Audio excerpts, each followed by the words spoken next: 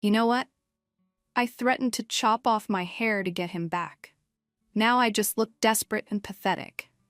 But honestly, I don't even care anymore what people think, because everyone's acting like I'm some kind of monster, when all I did was make a few mistakes that any normal person would understand if they actually knew the whole story. So here's what really happened. And I'm only telling this once because I'm sick of everyone acting like Bruce is some innocent victim when he's the one who abandoned me during the worst time of my life. We were together for 3 years, 3 whole years, of me putting everything I had into making our relationship work, while he just coasted along like relationships don't take any effort. And yeah, maybe I got a little insecure sometimes, but that's because he was always giving me reasons to worry. Like, he would take forever to text me back. I'm talking hours sometimes, and when I'd ask him about it, he'd be like, I was busy at work, or I was hanging out with Josh, or whatever excuse he had that day. But then I'd see him posting stuff on social media during those same hours, so obviously he wasn't that busy. Any reasonable girlfriend would be upset about that. But apparently I'm demanding for expecting basic communication from my boyfriend. And don't even get me started on the whole thing with his female coworkers. There was this one girl, Nadia, who was always texting him about work stuff, but then they'd end up having these long conversations about completely random things. I saw the messages once when he left his phone on the counter, and she was asking him about his weekend plans and telling him about some movie she wanted to see. That's not work, that's flirting. But when I brought it up, he acted like I was being crazy and jealous. I wasn't jealous, I was being protective of our relationship. There's a difference. But Bruce never understood that, because he's one of those guys who thinks he can just be friends with whoever he wants without considering how it makes his girlfriend feel. So yeah, maybe I got a little upset about it sometimes, but that's what you do when you love someone and you see them not setting proper boundaries with other women. The whole thing with Peter happened because I was feeling so disconnected from Bruce.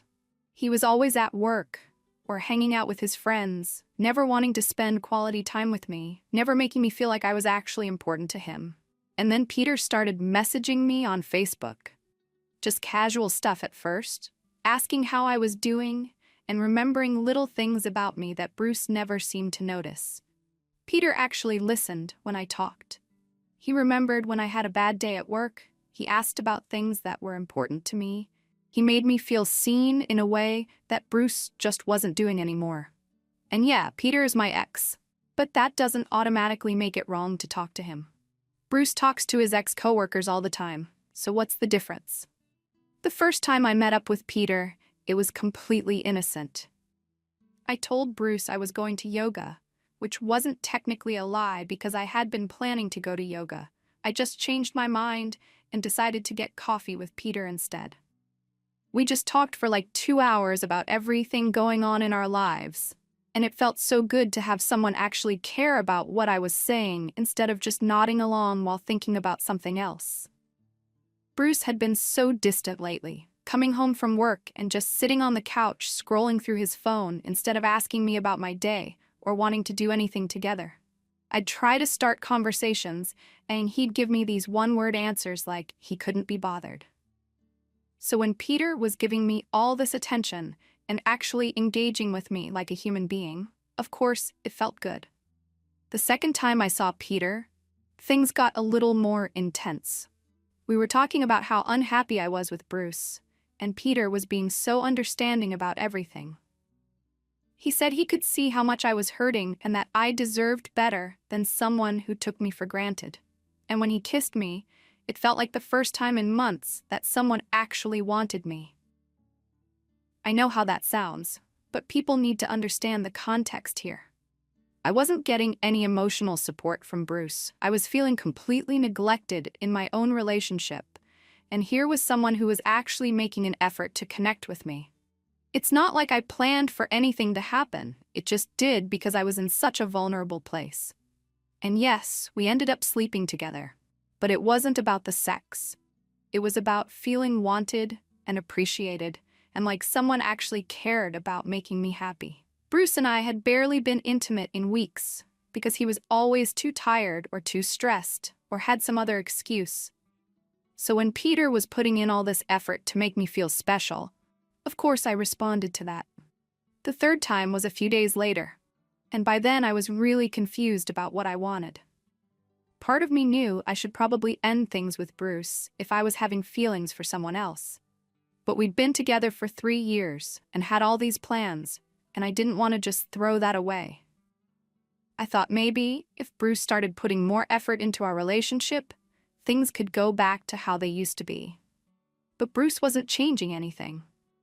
He was still coming home and ignoring me, still prioritizing everything else over spending time with me, still making me feel like I was asking for too much when I wanted basic attention from my own boyfriend. So when Peter kept reaching out and wanting to see me, it felt like at least someone valued my company. The whole thing about Peter being better in bed was just something I said to Trish because I was frustrated with Bruce and needed to vent to someone. Trish is my best friend. She's supposed to be someone I can tell everything to without worrying about being judged.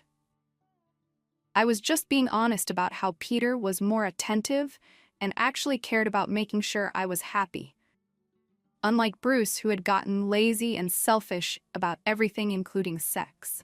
When I sent that screenshot to Bruce instead of Trish, it was obviously a complete accident. I was rushing to get ready for work, and I wasn't paying attention to which conversation I was in.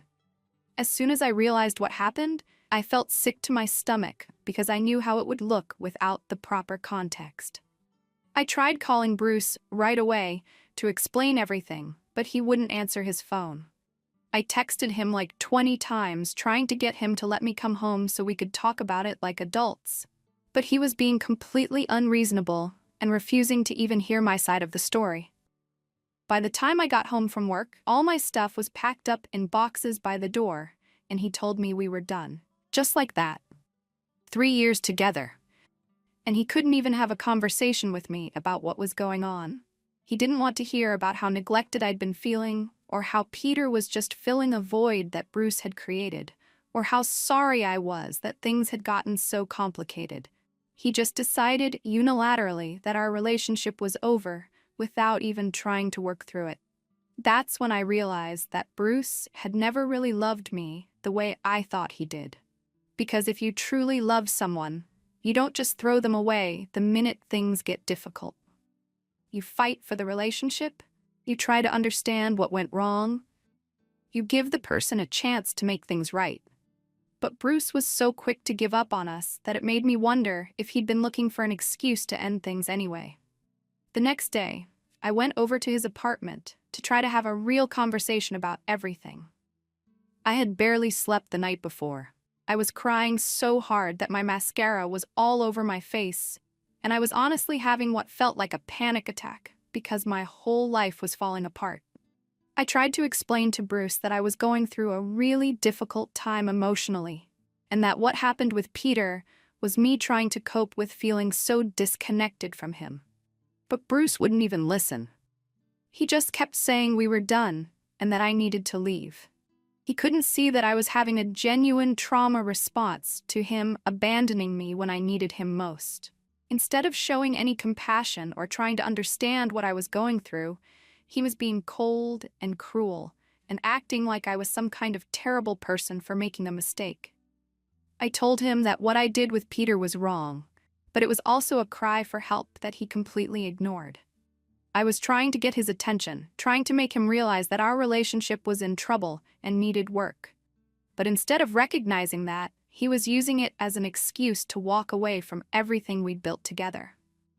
When he still wouldn't listen to me, I decided I needed to make him understand how serious I was about fixing things. So I made a sign that said, "True love deserves a second chance." And I sat outside his building with our old playlist playing, hoping he would see how much our relationship meant to me, and that I was willing to do whatever it took to save it. I wasn't trying to cause a scene or embarrass anyone. I was just trying to remind Bruce of all the good times we'd had together and how happy we used to be. I thought if he heard our songs and remembered how in love we were in the beginning, he might be willing to at least talk to me about working things out. But instead of being touched by the gesture, Bruce called the cops on me. His own girlfriend of 3 years, and he had me arrested like I was some kind of criminal. The police officers were actually really nice about it and could see that I was just a heartbroken woman trying to save her relationship, but they said they had to respond to the complaint. That's when I knew Bruce was being emotionally abusive toward me. A loving partner doesn't have their girlfriend arrested for trying to reconcile. A loving partner doesn't refuse to even have a conversation about problems in the relationship. He was gaslighting me into thinking that I was the problem, when really he was the one who had created this whole situation by being neglectful and distant. I tried one more time to get through to him by showing him how desperate I was. I took pictures of myself with scissors next to my hair and sent them to him with a message saying that maybe if I cut it all off, he would remember what he was losing. My hair was one of the things he always said he loved about me, so I thought if he saw me about to destroy it, he would realize how much pain he was putting me through. But even that didn't work. He didn't respond to the pictures at all, which just proved how little he actually cared about me. If someone you loved was threatening to hurt themselves because of how much pain you were causing them, wouldn't you at least try to talk to them? But Bruce was so cold and heartless that he couldn't even be bothered to text me back.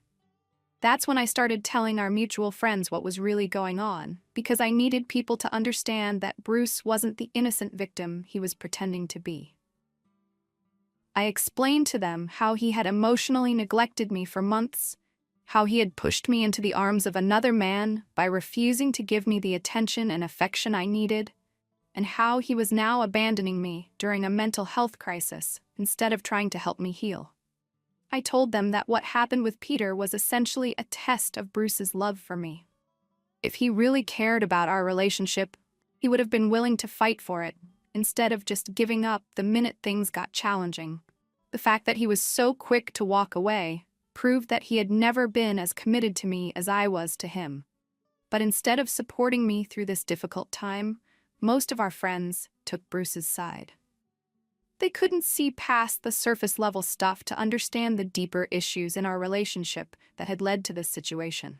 They acted like I was some kind of cheater when really I was just a woman who had been driven to seek comfort elsewhere because her boyfriend wasn't meeting her emotional needs.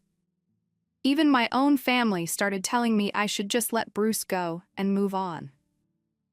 They said I should show him compassion and let him heal from what I had done to him, like I was the one who had hurt him, instead of the other way around. They couldn't understand that I was the one who needed compassion and healing, not Bruce. It's been weeks now, and Bruce is still refusing to talk to me. He's blocked me on everything, so I've had to create new accounts just to try to reach out to him. I've been going to therapy like he wanted. I've been working on myself and trying to become a better person, but he won't even give me a chance to show him how much I've changed.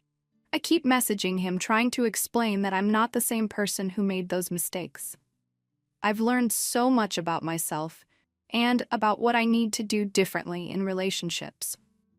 I understand now that I should have communicated better with him about feeling neglected instead of seeking attention from Peter. I'm ready to have an adult conversation about how we can rebuild our relationship stronger than ever. But Bruce is being completely immature about the whole thing. Instead of recognizing that I'm trying to grow and improve, he's holding on to his anger and resentment, like it's more important to him than our love. He's acting like what I did was unforgivable when really it was just a symptom of bigger problems that we could work through together if he was willing to try. I think the real issue is that Bruce is scared.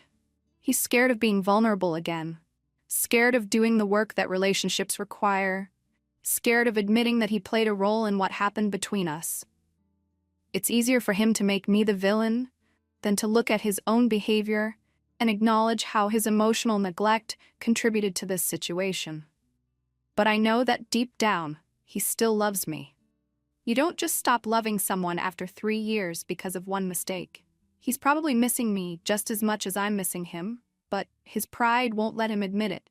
He's gotten it into his head that taking me back would make him look weak or stupid, when really it would show how strong and mature he is.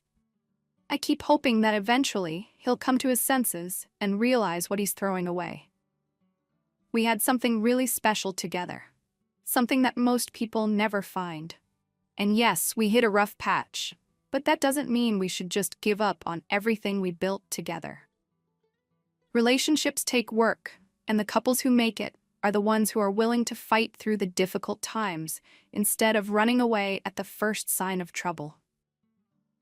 The thing that really gets me is how everyone is acting like I'm some kind of monster for making a human mistake. Like none of them have ever been in a situation where they felt neglected and sought comfort from someone else.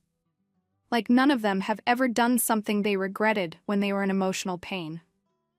The level of judgment I'm getting is completely disproportionate to what actually happened.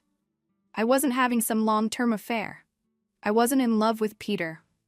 I was just a woman who was struggling in her relationship and made some poor choices while trying to cope with that. But instead of getting support and understanding, I'm being treated like I committed some unforgivable sin that makes me unworthy of love or forgiveness.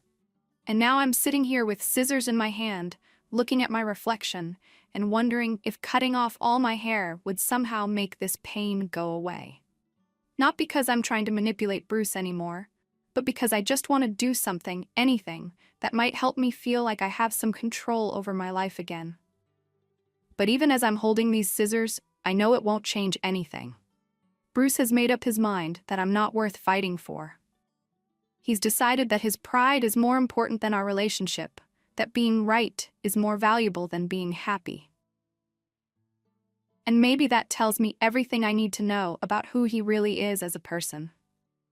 Because the Bruce I fell in love with would have been willing to work through this with me. The Bruce I thought I knew would have seen how much pain I was in and tried to help me heal instead of walking away. But apparently, that Bruce never really existed.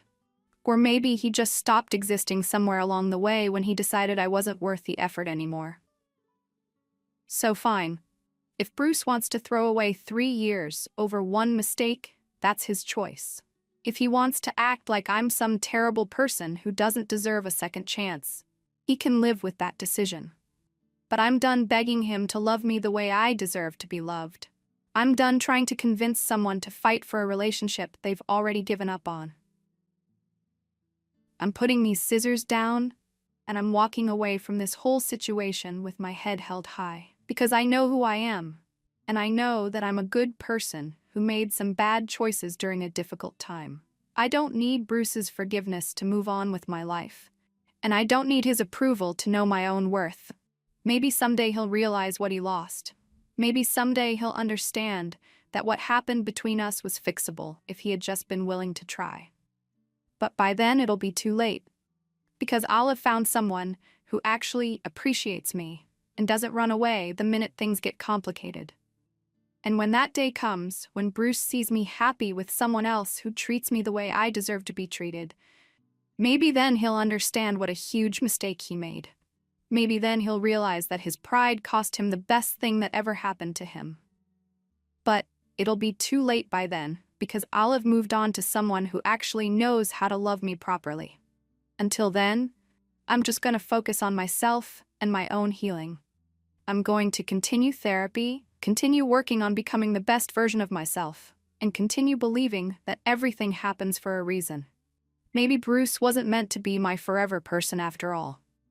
Maybe this whole situation was just the universe's way of showing me that I deserve better than someone who gives up on love so easily. Either way, I'm done looking desperate and pathetic. I'm done chasing after someone who doesn't want to be caught. Bruce made his choice, and now I'm making mine. I choose to believe in my own worth, even if he doesn't. I choose to believe in second chances, even if he won't give me one. And I choose to believe that someday, someone will love me enough to fight for me the way Bruce never did.